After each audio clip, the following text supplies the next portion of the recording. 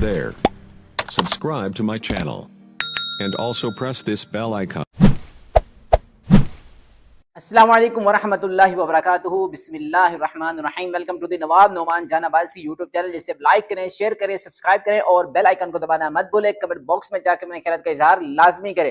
میرے دوستو، آج نخبۃ الحدیث کی 19ویں حدیث کے ساتھ آپ کے سامنے حاضر ہوا ہوں. اس 19ویں حدیث کے اندر جو راز چھپے ہوئے ہیں وہ انشاءاللہ میں آپ کے سامنے ڈکلیئر کرنے کی کوشش کروں گا. سب سے بڑا راز تو یہ ہے کہ آپ کے رزق کی فراخی، رزق میں اضافے کی دعا اس کے اندر ہے. اور دوسری بات، آپ جس جگہ پہ کام کر رہے ہیں اس جگہ پر کام کرتے کرتے آپ کو سالہ سال ہو گئے ہیں، کئی سال ہو گئے ہیں، پر آپ کی پروموشن نہیں ہو رہی، آپ کو کسی بڑے عہدے پر فائز نہیں کیا جا رہا، یا آپ کی محنتوں، آپ کی کاوشوں اور آپ کی کوششوں کو سراہا نہیں جا رہا، ان کو نظر انداز کیا جا رہا ہے. تو اس حوالے سے اگر آپ یہ دعا پڑھ لیں گے، بتاؤں گا میں آپ کو یہ دعا، مقام میں آپ کو بتاؤں گا اور جگہ میں آپ کو بتاؤں گا کہ کیسے پڑھنا ہے، کب پڑھنا ہے، کس وقت پڑھنا ہے، کہاں پہ پڑھنا ہے.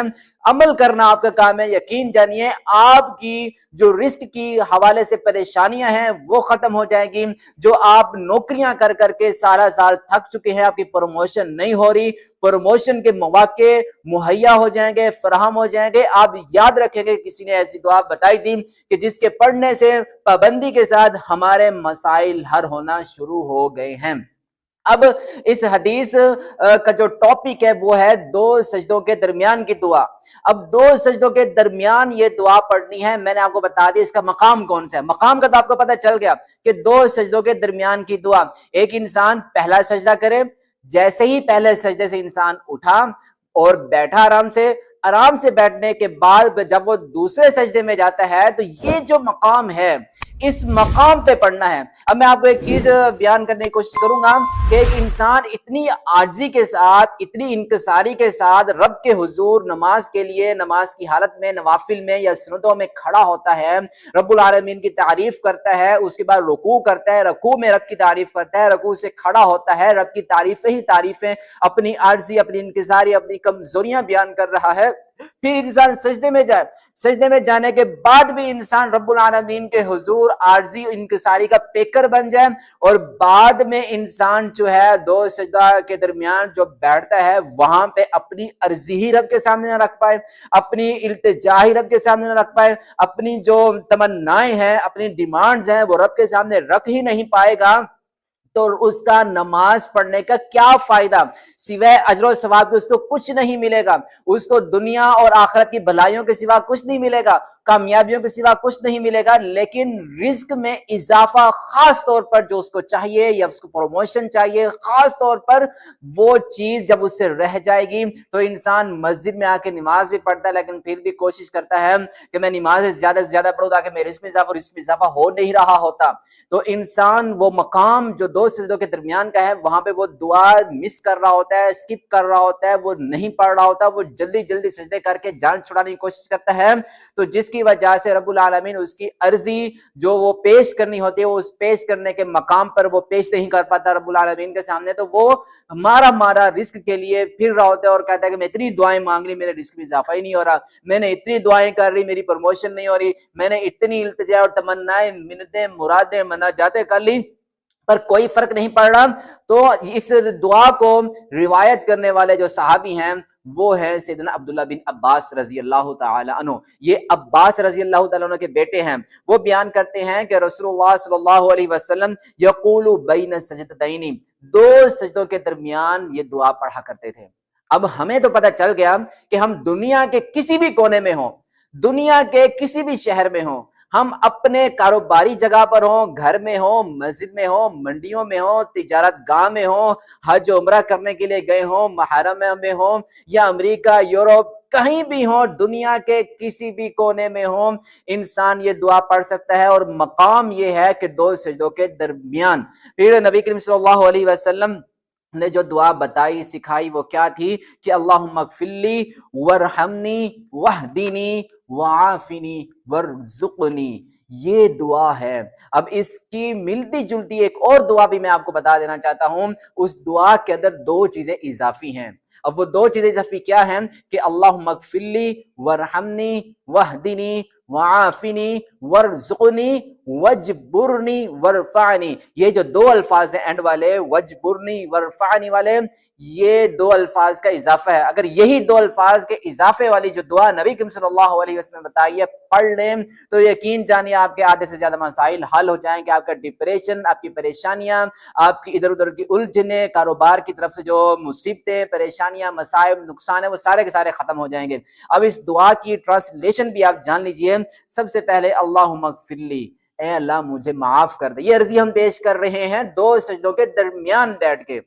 अर्जी क्या है कि अल्लाहुम्मा ग़फ़िरली, ए अल्लाह मुझे माफ कर दे। फिर फरमाया वरहमनी, ए अल्लाह मुझसे गुनाह हो गए हैं, अगर तू मुझसे नाराज है वो मेरे माफ कर दे और मुझ पे रहम कर। और जिस इंसान पे रब की रहमत होती है वो इंसान खुश नसीब होता है और उसको कभी भी परेशानी, कभी भी मुसीबत, कभी भी बीमारी नहीं आती। फिर फरमाया वरहमनी वहदीनी, या अल्लाह मुझ पे रहम तो तूने किया है और मुझे सीधी राह की हिदायत भी दे, मुझे हर मामले में हिदायत दे। मैं अगर कारोबार में फंस जाऊं तो मुझे हिदायत दे, मैं कैसे उस कारोबारी सिस्टम से, उस नुकसान से निकलूं। मैं कर्ज में फंस जाऊं तो मुझे कर्ज से निकलने की किस तरह रास्ता है वो मुझे दे।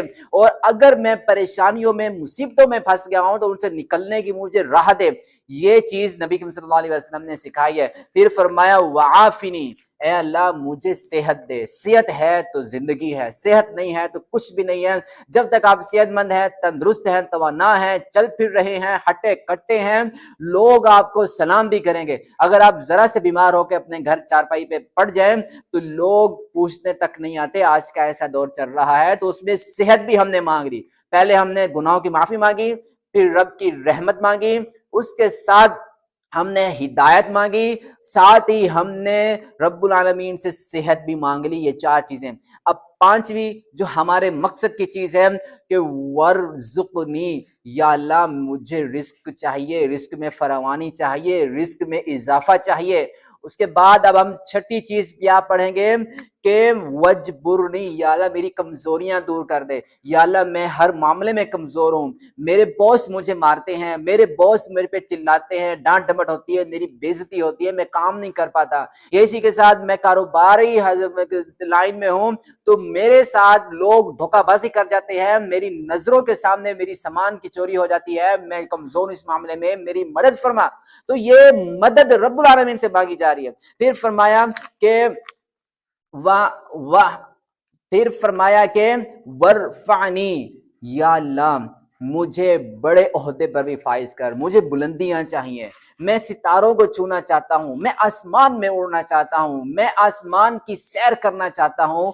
ये चीज नबी करीम सल्लल्लाहु अलैहि वसल्लम ने हमें सिखाई है जो हम नहीं पढ़ पाते। जब हम नहीं पढ़ पाते, हमें नमाज पढ़ने की वजह से 27 दर्जे सवाब तो मिल जाएगा, नमाज पढ़ने की वजह से हम बुराइयों से तो बच जाएंगे। तो नमाज पढ़ने की वजह से जब हमारे रिस्क में इजाफे होने वाली दुआ का जो मकाम है वो हम नहीं करेंगे उसको पूरी तरीके से अदा, तो फिर हमें नमाज पढ़ने से रिस्क में इजाफा नहीं होगा। इसलिए आज के बाद आप लोगों ने रिस्क में इजाफा चाहते हैं, या आपने अपने प्रमोशन और बड़े ओहदे पर फाइज होना चाहते हैं, तो ये दुआ लाजमी पढ़ें। इस दुआ को मैं दोबारा से रिपीट कर देता हूँ। अल्लाहुम्मा ग़फ़िरली वरहमनी वअहदिनी वआफिनी वर्ज़ुक़नी वजबुरनी वरफ़अनी।